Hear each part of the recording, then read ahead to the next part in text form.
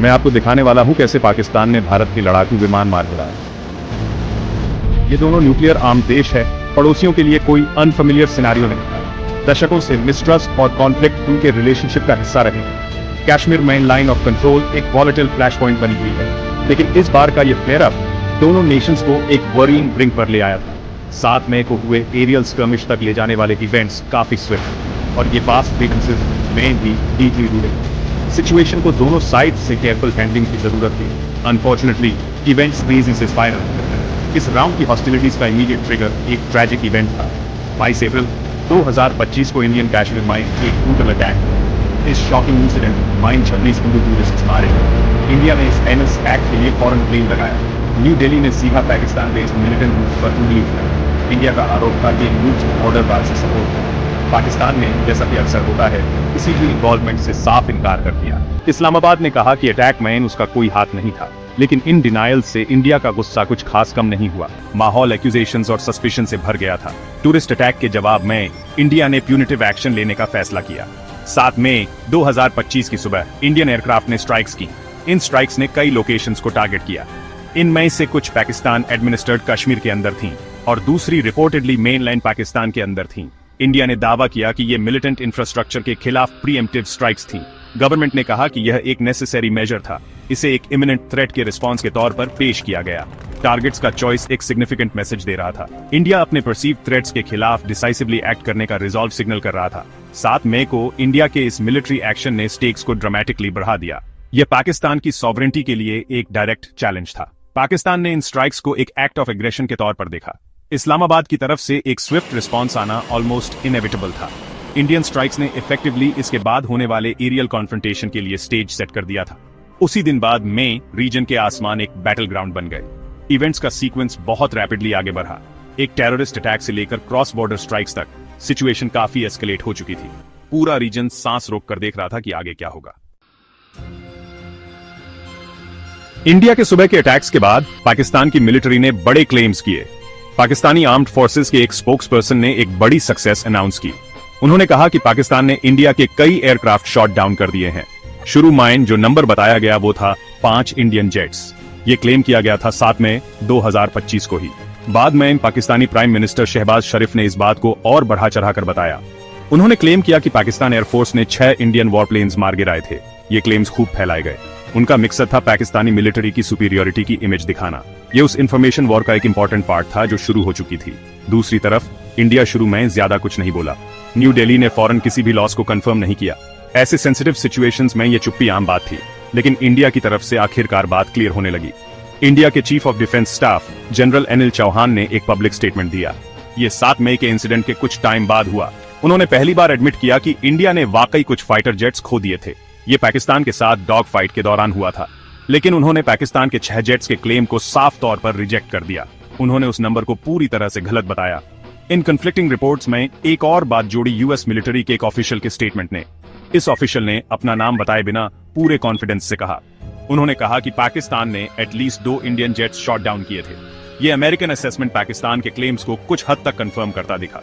ये उन ज्यादा नंबर से अलग था जो इस्लामाबाद बता रहा था। इसी बीच इंडियन कश्मीर माइन लोकल सोर्सेज ने भी कुछ इंसिडेंट्स की खबर दी। उन्होंने बताया कि 7 मई को अलग अलग areas mine 3 fighter jets crash हुए। इन रिपोर्ट्स माइन बताया गया कि पायलट्स को हॉस्पिटलाइज किया गया था।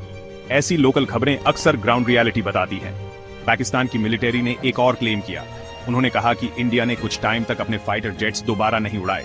ये 7 मई को लॉस उठाने के बाद हुआ, लेकिन जनरल चौहान ने एक अलग ही बात बताई। उन्होंने माना कि इंडिया की तरफ से एक टैक्टिकल मिस्टेक हुई थी, लेकिन उन्होंने जोर दिया कि इस मिस्टेक को जल्दी आइडेंटिफाई कर लिया गया था और मोस्ट इंपॉर्टेंटली उन्होंने कहा कि इसे फौरन करेक्ट कर लिया गया था।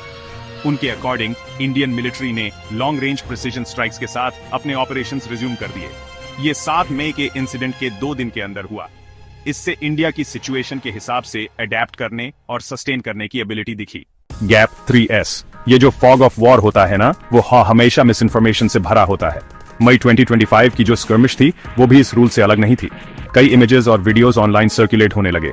इनमें से कई तो ये दिखा रहे थे कि इंडियन जेट्स को पाकिस्तान ने मार गिराया है, लेकिन फैक्ट चेकर्स ने जल्दी ही कुछ जाने माने एग्जाम्पल्स को डिबंक कर दिया। एक इमेज जो बहुत ज्यादा शेयर हुई थी वो असल माइन सितंबर 2024 की थी। उसमें एक इंडियन मिज 29 फाइटर जेट दिख रहा था। ये जेट बाड़मेर, राजस्थान में एक रूटीन ट्रेनिंग फ्लाइट के दौरान क्रैश हो गया था। उस इंसिडेंट में पायलट सेफली इजेक्ट कर गया था। इस पुरानी इमेज को बड़ी चालाकी से करंट नैरेटिव में फिट करने के लिए रिपर्पोज किया गया। एक और मिस इन्फॉर्मेशन एक दूसरी इमेज से जुड़ी थी। इस इमेज में दावा किया गया कि ये 7 मई 2025 के बाद मार गिराए गए एक इंडियन जेट को दिखा रही है। असल में ये फोटोग्राफ 2021 की थी। उसमें एक इंडियन मिग 21 का रैकेज दिखाया गया था। वो aircraft Moga district, Punjab, India में क्रैश हुआ था। दुहक की बात है कि उस 2021 वाले इंसिडेंट में एक पायलट की मौत हो गई थी। माइक 21 की जो बनावट है, जैसे उसका नैरो फ्यूजलाज और डेल्टा विंग्स, वो काफी अलग होती है। वो रफाल जैसे मॉडर्न एयरक्राफ्ट से काफी अलग दिखते हैं। यहाँ तक कि चाइना में इंडियन एम्बेसी को भी बीच में आना पड़ा। उसने चाइना के स्टेट रन ग्लोबल टाइम्स के दावों को खारिज कर दिया। एम्बेसी ने इंडियन जेट्स के गिराए जाने की इन रिपोर्ट्स को डिसइंफॉर्मेशन बताया।